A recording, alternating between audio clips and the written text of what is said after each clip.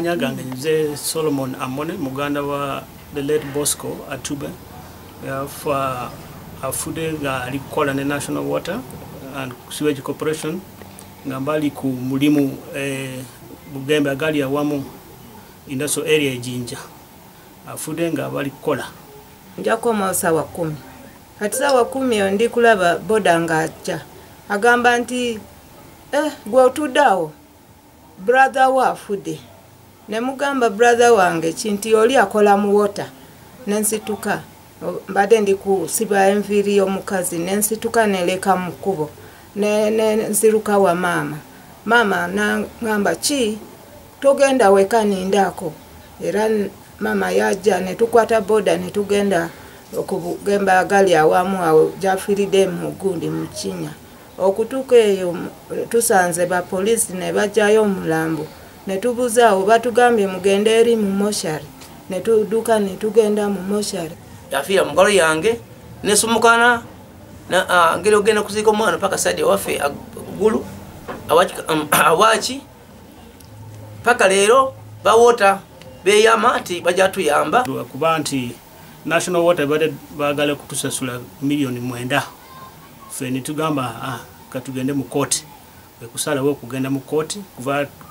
2015 paka kati mwezi guno nga 10 ba musanvu court nesala nti batusasule National Water itusasule court yaragira basasuse nemeka court eragide nti batusasule milioni 12 mu damages kati bo kibagambye nti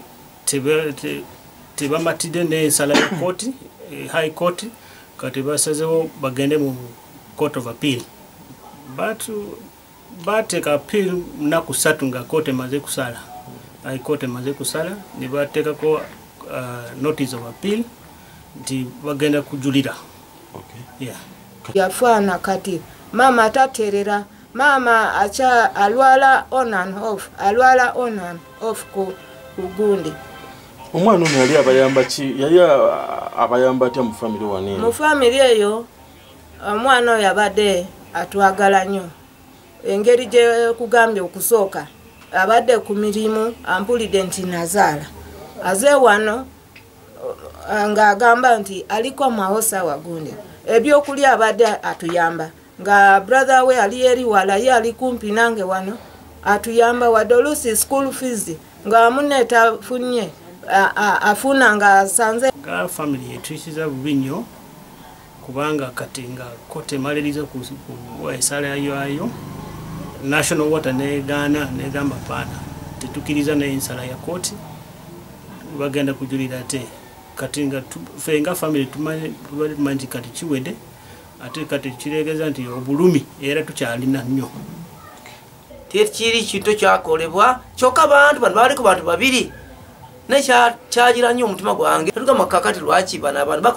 bakolera wamu ku kifo kimu era okufa bafiira wamu mu kinya kimu era kati okusamuka kyabalema bonna gachi babale wamu. So I'm trying to show the press exactly because this manhole is sort of covered where the incident happened from. So beneath this manhole is that pit, is that major sewage line supplying industrial area where the later to the Bosco died from. Okay. Ani donge tiagide jinya hospital. Dong darwa wundo ring o chere jinya hospital. Wando wa ring ambe wa chere jinya hospital wa kuno